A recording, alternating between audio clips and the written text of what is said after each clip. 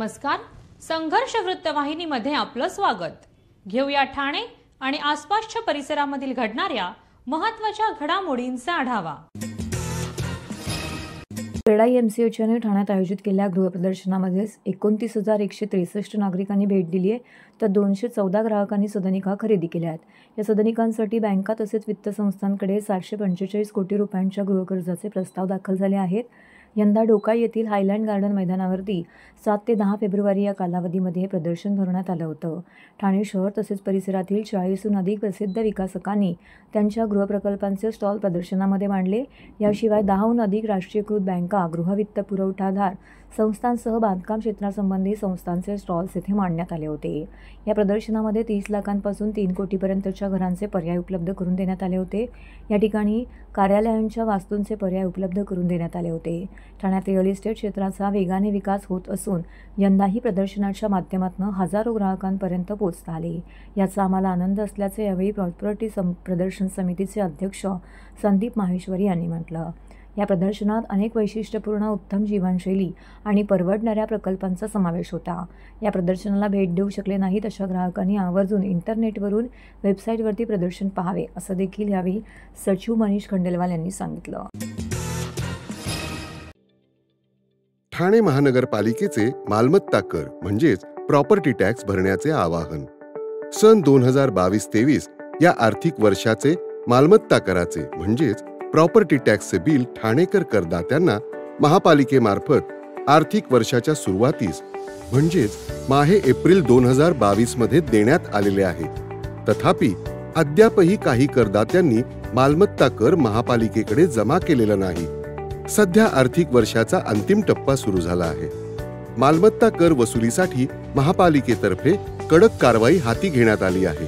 या अंतर्गत जंगम मालमत्ता, टीव्ही, फ्रीज, वाहन व इतर जप्त करणे तसेच स्थावर मालमत्ता वॉरंट बजावून जप्त करण्यात येत असून मालमत्तेचा जाहीर विक्रीद्वारे लिलाव करून कराची रक्कम वसूल करण्यात येत आहे. मालमत्तेस पाणी पुरवठा करण्यात येणारे नळ संयोजन खंडित करण्यात येत आहेत. त्याचप्रमाणे थकीत मालमत्ता करावर 2% व्याज आकारले जात असल्याने भरावयाची रक्कम वाढत आहे. आपला मालमत्ता कर propertytax.thanecity.gov.in या लिंकद्वारे तसंच गुगल पे, फोन पे, पेटीएम याद्वारे ऑनलाईन पद्धतीने करण्याची सुविधा उपलब्ध करून दिली आहे.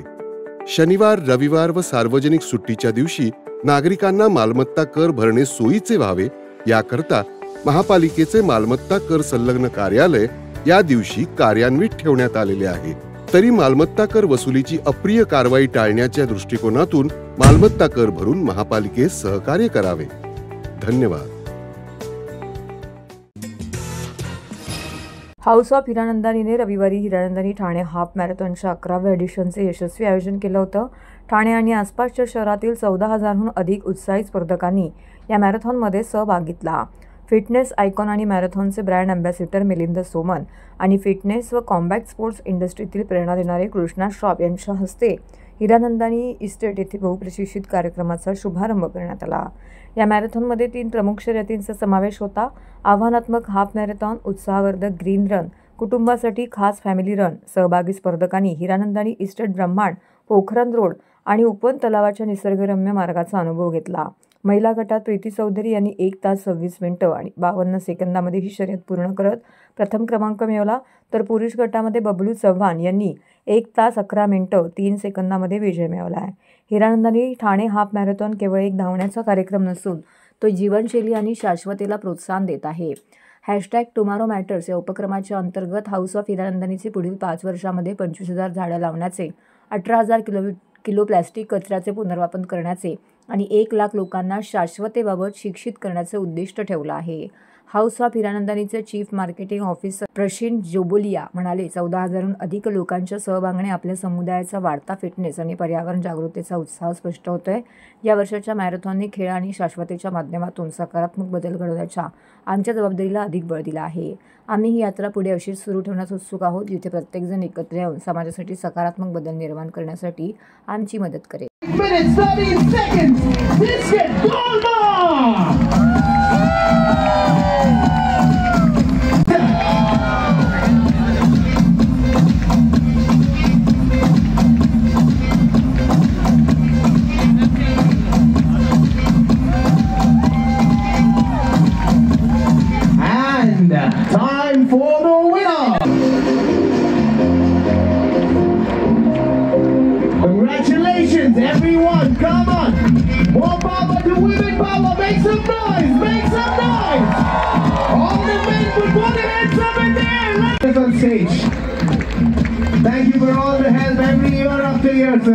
so much. Please join us up. On number 2, 1 hour, 13 minutes, 8 seconds, Anil Corwin. 3 second में भाग लिए, अपने आप को गाड़ी घोषित कर दो. 3 kilometers in just this much time.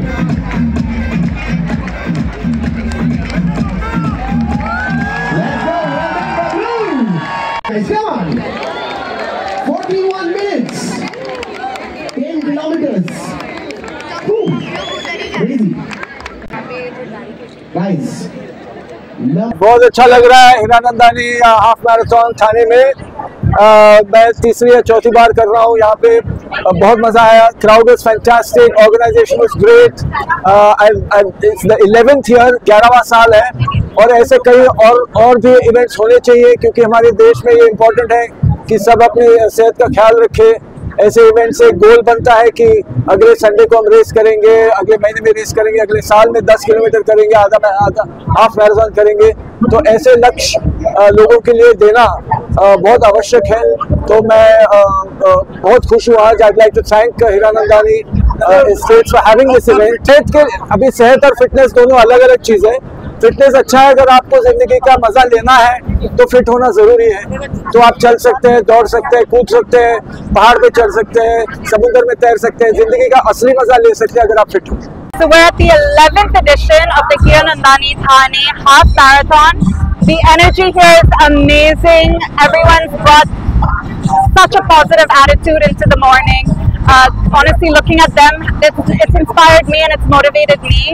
And I believe, these marathons should be happening so much more often, especially now that people are getting more health conscious. Running is one of the best forms of exercise you can do for your whole body, not just for the outside and the physicality aesthetic part of it, but also for your inside fitness. It's a great exercise for your heart health. And today when so many people unfortunately are passing due to cardiac arrest, I think running is one of the best things you could do. And a lot of my runner friends also tell me that running serves them as a form of therapy. It helps them, just focus and also just sets a very positive tone to the day.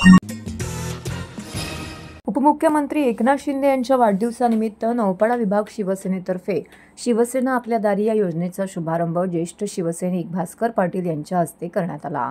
अभिनय कट्ट्याचे संस्थापक किरण नागती यांच्या संकल्पनेतून चालू करण्यात आलेल्या या योजनेमध्ये शिवसैनिक हे नौपाडा येथील सर्व रहिवाशांच्या घरी जाऊन शासकीय योजना आणि त्यांना होणारे फायदे याची सविस्तर माहिती देणार आहेत। तसेच त्या नागरिकांना कोणती मदत हवी असेल तर ती करण्यात येणार आहे। तसेच ठाणे स्टेशन येथे उपमुख्यमंत्री एकनाथ शिंदे यांच्या वाढदिवसानिमित्त लाडूंचं वाटप देखील करण्यात आलं। यावेळी नागरिक, रेल्वे येथे साफसफाई करणारे कर्मचारी, रिक्षा ड्रायव्हर यांना लाडू वाटप करण्यात आले। यावेळी किरण नागती यांनी प्रसारमाध्यमांशी बोलताना सांगितले की यावेळी मोठ्या प्रमाणावरती शाखा प्रमुख, कार्यकर्ते व नागरिक उपस्थित होते। तर शिवसेना नौपाडा विभागातर्फे शिवसेना आपल्या दारी या योजनेचा शुभारंभ करण्यात आला असून जास्तीत जास्त नागरिकांनी याचा लाभ घ्यावा असं आवाहन यावेळी करण्यात आलेलं आहे।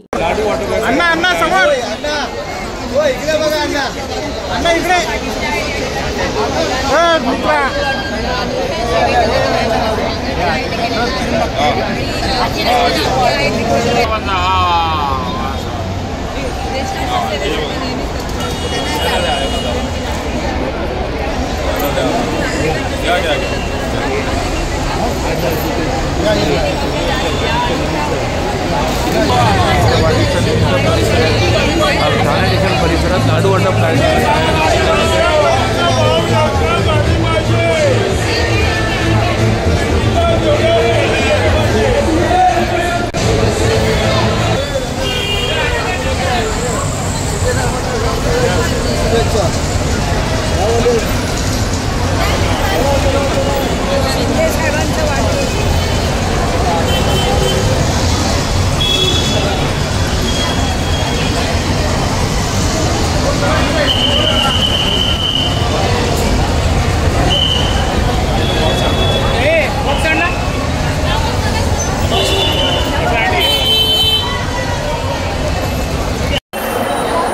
महाराष्ट्राचे उपमुख्यमंत्री आणि शिवसेनेचे मुख्य नेते एकनाथजी शिंदे साहेबांचा आज जन्मदिवस आहे आणि 60व्या जन्मदिनानिमित्त शिवसेना नौपाडा विभागाच्या वतीनं शिवसैनिक आपल्या दारी या योजनेची सुरुवात आम्ही करतोय। आज शिवसैनिक प्रत्येक वेळेला दिवस रात्र कार्य करतच असतो, परंतु नौपाड्यासारख्या विभागामध्ये काही गृहसंकुलं अशी आहेत की प्रत्येकजण खाली उतरून शाखेमध्ये वगैरे जाऊ शकत नाही, त्यामुळे ज्येष्ठांची संख्या जास्त आहे। त्यामुळे प्रत्येक शिवसैनिक हा प्रत्येक घराघरामध्ये जाऊन जी काही सेवा असेल, मग ती वैद्यकीय सेवा असेल, शासकीय योजनांबद्दलची माहिती असेल, इतर कोणत्याही प्रकारची आपत्कालीन परिस्थिती कुठली आली तर शिवसैनिक हा घरोघरी जाणार आहे, त्याची माहिती घेऊन त्यांना सेवा देण्याचं काम आजपासून सुरू करणार आहे। दिवस रात्र शिवसैनिक काम करतच असतो, पण या योजनेच्या माध्यमातून प्रत्येक घरामध्ये जे काही कुठलं मला असं वाटतं त्यांची काही अडचण आहे, समस्या आहेत, त्या जाणून घेतल्या जातील। आणि या माध्यमातून दुसरा एक उपक्रम म्हणजे आम्ही लाडू वाटपाचा कार्यक्रम आज इथे केला स्टेशनला। मग ते रिक्षा चालक असतील, आमचे कर्मचारी असतील, इतर सगळे त्यांना सगळ्यांना प्रवाशांना लाडू वाटपाचा कार्यक्रम केलेला आहे। आणि या प्रसंगी आपण बघतोय की भास्कर पाटील साहेब आहेत आमचे अण्णा, ज्यांच्या मार्गदर्शनाखाली नौपाडा विभागामध्ये आम्ही अनेक वर्ष कार्य करतोय। त्यानंतर ठाणे शहर सचिव बाळा गवस असतील, आमचे सगळे शाखा प्रमुख, उपविभाग प्रमुख असतील, महिला पदाधिकारी आहेत, सगळ्या लाडक्या बहिणी आज रस्त्यावर उतरलेल्या आहेत। त्यामुळे मला असं वाटतं शिवसेना नौपाडा विभागाच्या माध्यमातून नौपाडा विभागामध्ये खऱ्या अर्थानं शिंदे साहेबांनी जे काही नेमून दिलंय ते काम करण्याचं काम आम्ही करतोय। आगे बढो शिवसेना, शिवसेना, हिंदू हृदय सम्राट श्रीमान बाळासाहेब ठाकरे यांचा, धर्मवीर आनंद दिघे साहेबांचा। ठाण्यातील सेंट जॉन द बाप्टिस्ट हायस्कूलच्या 1975च्या पहिल्या SSC बॅचच्या माजी विद्यार्थ्यांसाठी 11 फेब्रुवारी 2025 हा दिवस खास ठरला। 50 वर्षांनंतर या विद्यार्थ्यांनी शाळेत परत येत जुन्या आठवणींना उजाळा दिला आणि शालेय जीवनाच्या प्रवासावरती चिंतन केलं। ही ऐतिहासिक भेट शाळेच्या सध्याचे प्राचार्य फादर थॉमस किनी यांच्या उपस्थितीमध्ये झाली। संस्थेने गेल्या काही दशकांमध्ये केलेल्या प्रगतीचा आढावा घेत माजी विद्यार्थ्यांनी त्यांच्या अनुभवांची देवाणघेवाण केली। या प्रसंगी बोलताना प्राचार्य फादर थॉमसन कीन म्हणाले की आमच्या विद्यार्थ्यांना समाजात ठसा उमटवताना पाहणं अत्यंत आनंददायी आहे। इतक्या वर्षानंतरही त्यांनी शाळेशी नातं कायम ठेवलं आहे, हे पाहून समाधान वाटले। या पुनर्मिलनामध्ये विद्यार्थ्यांनी आपल्या शालेय जीवनाच्या आठवणी एकमेकांसोबत शेअर केल्या आणि शिक्षकांनी त्याच्यावरती केलेल्या संस्काराची आठवण काढली। शाळेच्या प्रगतीबद्दल चर्चा करताना विद्यार्थ्यांनी संस्थेच्या उल्लेखनीय वाटचालीबद्दल अभिमान व्यक्त केला। 100 वर्षांहून अधिक काळ शिक्षण क्षेत्रात योगदान देणाऱ्या सेंट जॉन द बाप्टिस्ट हायस्कूलने ठाण्यामध्ये प्रतिष्ठित स्थान मिळवलं आहे। केवळ शैक्षणिक गुणवत्ता नाही तर सामाजिक आणि नैतिक मूल्यांचा ठसा विद्यार्थ्यांवरती उमटवणारी ही संस्था आहे। या पुनर्मिलनाच्या माध्यमातून शिक्षणाच्या चिरस्थायी प्रभावाची प्रचिती आली। माजी विद्यार्थी आणि शिक्षकांचा हा भावनिक सोहळा हा केवळ आठवणींचा प्रवास नव्हता, तर शालेय जीवनाने घडवलेल्या मूल्यांची आणि संस्कारांची पुन्हा एकदा जाणीव करून देणारा क्षण ठरला। 1975ची पहिली बॅच ते आज 50 वर्ष पूर्ण झाले आणि फादर थॉमस किनी यांनी त्यांचा बहुमूल्य वेळ दिला, त्याबद्दल आम्ही त्यांचे खरोखरच आभारी आहोत। आणि 50 वर्षापूर्वीच्या आमच्या शाळेच्या जीवनाचा उजाळा देण्यासाठी आज आम्ही सर्व एकत्र आलेले आहोत। आम्ही अधूनमधून एकमेकांना भेटतच असतो, परंतु एवढ्या मोठ्या प्रमाणामध्ये परदेशामधून पण आमचे काय कलिग्स या ठिकाणी आलेले आहेत। खरोखरच 2 दिवस आम्ही त्या शाळेच्या सर्व मागच्या सगळ्या ज्या आमच्या आठवणी आहेत त्याला उजाळा देण्याचं काम आम्ही या ठिकाणी करणार आहोत। 6 महिने आम्ही व्हॉट्सअप ग्रुपवरती अटॅच आहोत आणि तेव्हापासून आम्ही सगळ्या एकमेकांच्या संपर्कामध्ये असतोच, पण व्हॉट्सअप आणि सोशल मीडिया असल्यामुळे आम्ही असं वाटतं की आम्ही सगळेजण एकत्र फॅमिलीज आहोत आणि त्याच्यामुळे हे असं एकत्र येण्याला आम्हाला काय जास्त काय अडचण आलेली नाही आहे। Thanks father for giving his valuable time in his busy schedule and I thanks all my friends who have shown the interest and they came after so many years. Let them enjoy today. Thanks to all. Actually we are quite happy. तुम्ही आल्याबद्दल स्वागत आणि 50 वर्षानंतर पण तुम्हाला तुमच्या स्कूलची आठवण आहे त्याबद्दल आम्ही आभारी मानतो। आणि जसं तुम्ही स्कूलला सहकार्य केलंय महाजन सरद्वारे आणि इतरांनी, तसंच तुम्ही स्कूलला पण सहकार्य केलं। धन्यवाद। फर्स्ट बॅच 1975चे सर्व एकत्र झालेलो आहोत सेंचॉरमध्ये आणि we are celebrating today 50 years the golden jubilee with all my colleagues and students of 75 Bank. Thank you very much. Beautiful feeling. After 50 years, I'm meeting a lot of them for the first time. I'm getting very emotional just standing here, looking at the building. All these memories are flooding back. I really have very little to say other than I'm very, very pleased. Thank you. Maharashtra राज्य माध्यमिक आणि उच्च माध्यमिक मंडळाच्या माध्यमातून राज्यभरामध्ये 12वीची परीक्षा आजपासून सुरू झाली आहे. या परीक्षेला 15,05,037 विद्यार्थी बसले आहेत. तर यामध्ये 8,10,348 मुलं, 6,94,752 मुली तर 17 ट्रान्सजेंडर परीक्षा देणार आहेत, अशी माहिती मंडळाचे अध्यक्ष शरद गोसावी यांनी दिली. 10,550 कनिष्ठ महाविद्यालयांमधून विद्यार्थ्यांची नोंदणी झाली असून 3,373 मुख्य केंद्रावरती परीक्षा होणार असल्याचं यंदा पाहायला मिळाले. यावेळी शरद गोसावी पुढे म्हणाले की पुणे, नागपूर, संभाजीनगर, मुंबई, कोल्हापूर, अमरावती, नाशिक, लातूर आणि कोकण या 9 विभागीय मंडळांतर्गत 12वीच्या परीक्षेला उद्यापासून सुरुवात होत आहे. यंदाच्या वर्षी 12वीची परीक्षा 10 दिवस अगोदर होत आहे. ही परीक्षा लवकर घेतल्याने निकाल लवकर लागेल. 15 मेपर्यंत 12वी आणि 10वीचा निकाल लागण्याची शक्यता आहे. विज्ञान शाखेला 7,68,967 विद्यार्थी, कला शाखेला 3,80,410 विद्यार्थी, वाणिज्य शाखेला 3,19,439 विद्यार्थी तर किमान कौशल्य आधारित अभ्यासक्रमास 31,735 विद्यार्थी, टेक्नॉलॉजी सायन्ससाठी 4,486 असे एकूण 15,05,037 विद्यार्थी यंदा ही परीक्षा देणार आहेत.